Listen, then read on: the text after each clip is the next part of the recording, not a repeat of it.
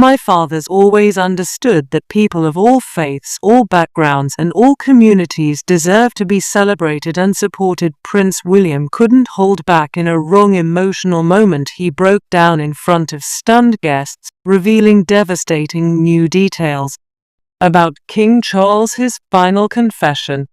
What began as a tribute turned into a bombshell as William opened up about secrets that had haunted him for months.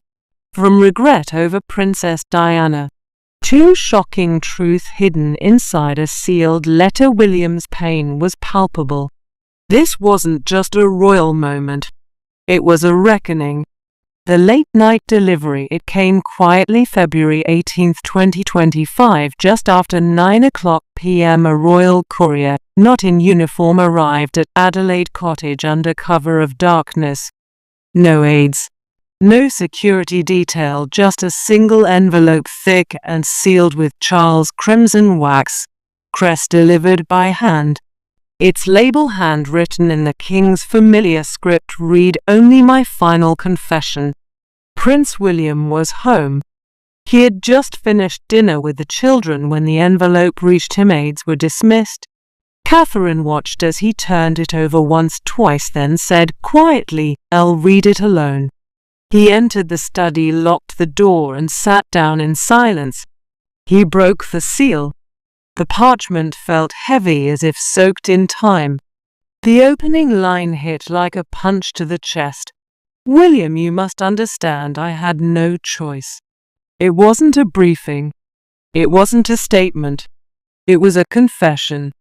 Written not by a monarch, but by a father running out of time. Each line that followed revealed not protocol or politics, but pain. The language was personal, almost pleading. Charles wasn't defending himself. He was admitting failure. The man who had worn the crown now laid bare what it had cost and what it had taken from William. "This isn't about legacy," the letter read. "It's about regret."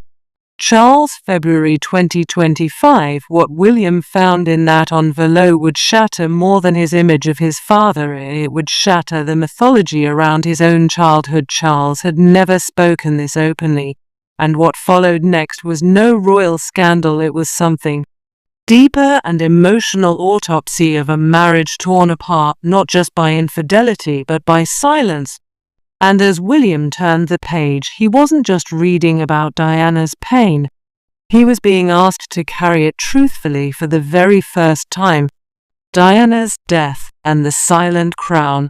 The next part of the letter plunged into the darkest chapter of royal memory. August 1997. But this time it wasn't tabloid gossip or public spin. It was Charles, his voice, admitting what many had long suspected. "I tried to protect the monarchy, and I lost your mother." Charles described the immediate hours after Diana's crash in Paris. How advisors urged him to remain calm appeared dignified project strength, but he now saw that as a catastrophic mistake. He revealed the truth behind the royal silence. It wasn't indifference. It was institutional paralysis. Image first, emotion later.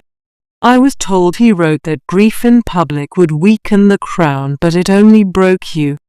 He confessed that his decision to delay returning to London to avoid facing the crowd outside Kensington Palace still haunted him. That moment where father and sons needed comfort became a PR calculation, and that he admitted was unforgivable.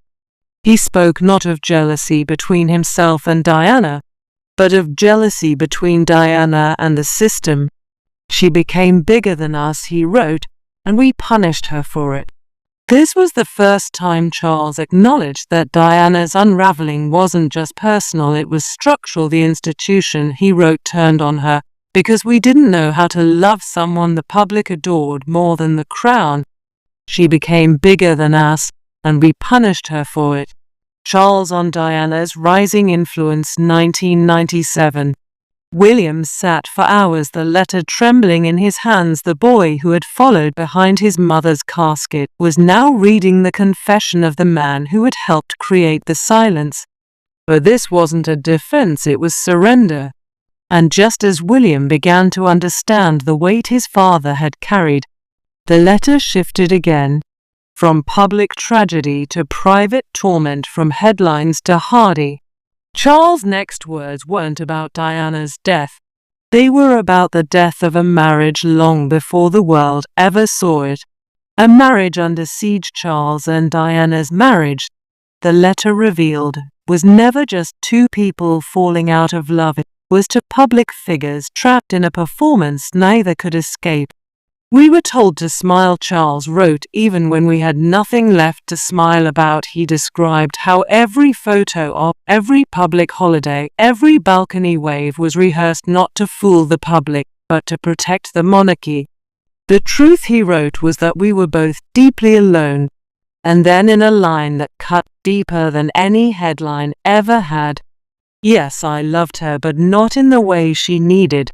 Charles didn't deny the Camilla affair. He confirmed it, but not as romantic indulgence. He framed it as desperation. She listened, that's all he wrote. She listened when the palace stopped hearing me. The revelation wasn't meant to justify betrayal, it was meant to explain the emotional vacuum of life inside the crown. He admitted that Camilla Parker Bowles wasn't simply the woman he loved, but the one senior aides preferred. She was stable, she was manageable, she didn't scare the palace the way Diana did. The match was sanctioned, even encouraged, because it kept the system steady. It wasn't just about marriage, it was about monarchy strategy. And through it all, Charles said, the guilt never left. I knew what I was doing, but I didn't know what I was breaking. Yes, I loved her, but not in the way she needed. Charles, reflecting on his failed marriage to Diana, the more William read, the less he saw his father as king, and the more he saw a man who had spent decades trying to balance duty and damage. But even as the truth spilled out, something darker stirred, because just when the letter seemed finished, a strange sentence emerged from the center of the page. It was vague, ominous, and completely unexpected. It read, the bloodline was never in question, but it was never simple either. And with that, the entire narrative shifted. Camilla and the camouflage strategy.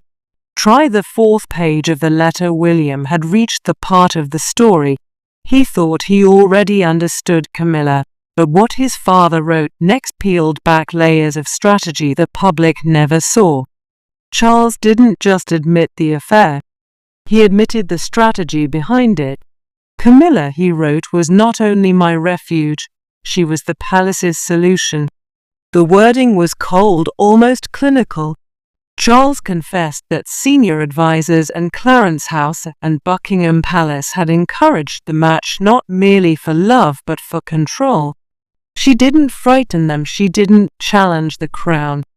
She soothed the dead. The letter described how Camilla was viewed as stable, experienced, and above all compliant. Palace courtiers reportedly referred to her as the bomb, someone who could calm Charles down and keep him functioning in public. But Charles made it clear he had begged those same advisors to find a way to help Diana. I asked them to intervene, he wrote, to guide her, to support her, to listen. I was told to say nothing, so I did. He recalled watching Diana spiral, not out of fragility but frustration. She felt unheard, unseen, reduced to a photogenic pawn in a palace chess match. Charles' guilt was evident in every line. I let them turn her into a threat. I let them turn love into optics. His deepest regret, he confessed, wasn't just what he did, but what he allowed others to do in his silence. This section of the letter ended with a painful summary. Diana loved openly, I protected inwardly, and in doing so I abandoned her. She didn't frighten them, she soothed the crown. Charles and Camilla, his calculated ascent. William pushed back from the desk, stunned. The narrative he had grown up believing of betrayal, love, and scandal never included this palace orchestration. His father hadn't simply chosen Camilla, the institution had pushed her forward. What felt like personal failure was actually part of a deeper system designed to preserve appearance at all cost. But just as William caught his breath, the letter twisted again, this time into a single loaded sentence that made him feel like the floor was falling out beneath him. The bloodline was never in question. In the middle of the page, isolated and ink like a whisper meant to echo. Woe sat the words. The bloodline was never in question, but it was never simple either. That was it. No explanation, no footnote. Just a sentence that opened 1,000 doors and closed none of them. William reread it 5 times. Was Charles implying there had been questions about his own paternity, or that Diana's his lineage had drawn concern from within palace walls? The phrasing was too careful to be accidental and too vague to ignore. What's this about James Hewitt, the long-denied rumor? Was it about Charles himself, about doubts whispered in palace halls after Diana's first pregnancy? Or was this about someone else entirely? Sources close to William later said he didn't speak for 2 days after reading that line. He didn't ask questions, he didn't give commands, he simply withdrew. Not out of fear for his throne, but fear for the story of his own identity. Internally, palace aides panicked. The letter had not been reviewed by senior staff. No constitutional experts had vetted its contents. This wasn't a leak, it was a time bomb, and it was now in the hands of the future king. No one at Kensington Palace spoke of it aloud, but the tension was palpable. For William, everything was now suspect. Every official record, every statement, every historic photo. What was real? What was performance? The sentence haunted him. Not in question, but not simple. The bloodline was never in question, but it was never simple either. Charles in private letter to William. The letter now folded and revolted, and William's desk drawer had done something no press scandal or biography ever could. It broke the emotional contract between father and son. It wasn't just the past that felt unstable, it was everything: his childhood, his identity, his legacy. 4 days William walked the palace grounds without speaking, no meetings, no appearances. And when he finally did emerge, the shift was visible to those closest to him. Something had cracked, and the future of the monarchy would feel the aftershocks. William's breaking point: he didn't cry in public, he didn't speak out, but the signs were all there: clenched jaw lines, tight lips, hands dug into coat pockets. During engagements, every royal watcher saw it. Prince William was present, but he wasn't there. Behind closed doors, aides spoke in hushed tones. The usually engaged prince had begun withdrawing from meetings. One insider revealed he skipped to briefings with the Cabinet Office in early March 2025. When asked if he'd reschedule, he reportedly replied, "Not today, just not today." At home, Catherine kept the house steady. School runs continued. Meals were shared with something hung in the air and something unspoken: a stillness. William spent long hours walking alone in the gardens at Windsor, retracing steps he once took as a boy with his mother. "He's grieving," one aide whispered, "but not for his father's death, or the death of illusion." Even in public, subtle gestures betrayed him. At a charity event in Surrey, he gave a short speech and forgot the closing line. And something he never did. Catherine stepped forward, placed a hand gently on his arm, and finished it for him. It was a silent handover of support, but it felt like more than that. It felt like a shift. Observers noticed the change too. "He's moving differently now," said one BBC correspondent, "less performative, more internal. And yet through it all he kept showing up fairly. But he showed up. He's grieving, but not for his father's death, for the death of illusion." Royal Insider, March 2025. As the fog settled around William's world, the question everyone was asking grew louder. Why now? Why would King Charles choose to reveal his darkest truth this now, in the twilight of his reign, amid his own battle with illness? And why deliver it this way, privately, deliberately, outside the grasp of palace protocol? The answer would arrive in the final pages of the letter, and it wasn't royal strategy, it wasn't even guilt, It was something far more human and far more heartbreaking. Why now? Why this letter now? It was the final pages of the letter, creased, faintly smudged with ink and fingerprints, that offered William the closest thing to an answer. Charles, writing in early February 2025 after his second chemotherapy cycle, admitted he began the letter in April 2024, shortly after his cancer diagnosis was confirmed. "I feared I would not live to speak these words," he wrote, "but they could not be buried with me." It was not a political document. It was not meant to protect the monarchy. It was a father's final act of emotional courage, the truth he had never dared to say out loud. He called it his spiritual will, not to be confused with the one signed by lawyers and witnessed involves. In his words, "This is not for the crown. This is for my son." The tone shifted. Fewer justifications, more sorrow. Be expressed regret, not just for actions, but for decades of avoidance. "The institution teaches you to endure," he wrote, "but it does not teach you to love." But there was something else. Something urgent. Charles sensed the cracks widening in the letter. He acknowledged the public's shifting mood. "We can no longer hide behind gold trim and balcony waves," he wrote. "We must be believed to be obeyed." He saw it coming, a legitimacy crisis on the horizon, far more dangerous than scandal or budget cuts in a monarchy built on continuity. The greatest threat was emotional disconnection, and he feared William was beginning to represent that very silence. By ending the letter with this confession, Charles wasn't saving the monarchy, he was saving William from becoming him. "We can no longer hide behind gold trim and balcony waves." Charles, February 2025. William didn't speak of the letter publicly, but the timing of what came next said everything. A week after the letter was delivered, something unexpected happened. And not with William, but with Catherine. She received a letter too, but not from Charles, not from a minister, from a woman no longer living, one whose quiet power still rippled through the palace. And with that letter, the balance of the royal family shifted. The Queen had spoken from beyond the grave. The message was crystal clear, the Queen's quiet vanguard. It came folded in faded ivory parchment, tucked in a mahogany box marked Elizabeth, are delivered not to Kensington Palace, but personally handed to Catherine by Princess Anne during a private moment in Sandringham, late February 2025, and said little. Just this. She left this for the one who listens, not the one who performs. The letter, written in late 2021, months before Queen Elizabeth II's passing, wasn't an official statement. It was personal.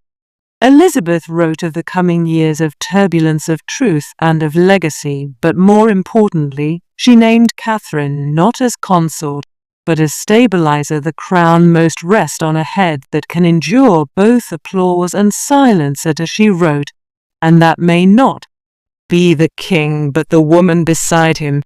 Catherine reportedly wept reading it, but William, who watched from the doorway, didn't approach her. His silence spoke volumes. He knew what this meant. The shift had come not from scandal or collapse, but through trust, the trust of the monarch whose life had stretched across 7 decades, choosing Catherine not as a replacement but as reinforcement. In the weeks that followed, Catherine's influence grew, not in headlines but in decisions. Meetings she once attended silently, she now shaped. Our opinions were quoted, not summarized. Courtiers began referring to her quietly as the center, and William, he stood beside her, but increasingly the palace looked to her first. The crown must rest on a head that can endure both applause and silence. Queen Elizabeth II letter to Catherine, 2021. Inside the palace walls, the emotional tide was becoming political. Charles, still undergoing treatment, watched as Catherine's star rose.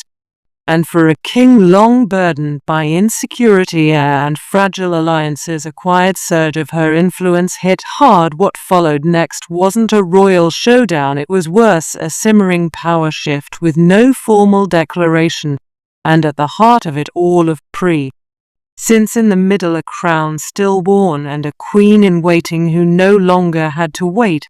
Palace fallout and power recalibration. Reports of tension between Charles and Catherine began leaking subtly in early March 2025. Anonymous palace sources described closed-door strategy meetings where the king allegedly snapped, "It's still my crown, not hurt."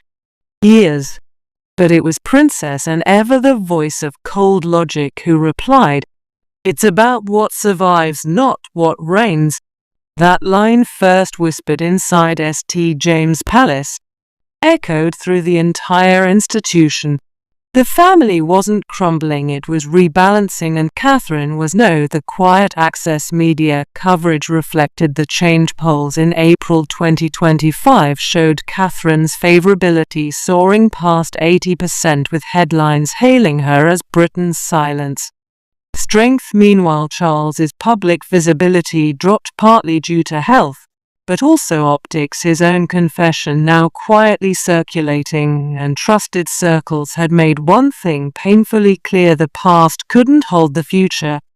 William, or his part, didn't fight it. He didn't challenge Charles. He didn't correct him. He simply watched, and by doing nothing, he said everything. The old order was being phased out, not through scandal, but through subtle eclipse. Behind the scenes, Catherine was asked to lead a Commonwealth youth initiative, a role once destined for William. Royal insiders whispered that she was being trialled for something larger, not a title, a model. The monarchy's most influential player wasn't wearing the crown. She was redefining its weight. It's about what survives, not what reigns. Princess and March 2025, the crown had shifted, not in spectacle, but in soul. But for William, that shift came with its own cost. His father's final truth, his wife's rising star, his mother's lingering ghost. All of it demanded a decision. Would he continue the legacy of silence, to start a new one, built not on performance? What purpose? In the final public moment of 2025, William would break that silence, and when he did, it would sound less like power and more like peace, legacy, identity, and the path ahead. December 14, 2025, the Princess of Wales, his recovery gala at the Royal Albert Hall. Cameras are everywhere. The red carpet was rolled, but the moment the world remembered came not from Catherine but from William. In his closing speech, standing before 2,000 guests, he paused. He looked toward his wife, them up to the royal box. His voice trembled. "Forgiveness," he said, "is not weakness. It's inheritance." He spoke not of monarchy, not of ceremony, but of identity, of walking through fire, of letting go of silence. For the first time, William acknowledged the truth his father had left him, the ones that hurt, the ones that healed. "I was raised to be strong," he said, "but my strength comes from those who loved last and kept going anyway. My mother, my wife, and yes, even my father." The room stood, not because it was expected, because it was around. Catherine stepped forward, took his hand, and for a long moment, they stood still. No curtsy, no wave, just presence side by side. Legacy had come full circle, not his performance, but as presence, not his duty, but as love. Forgiveness is not weakness. It's inheritance. Prince William, December 2025. William's emotional breakdown has sparked a wave of reflection across the nation. His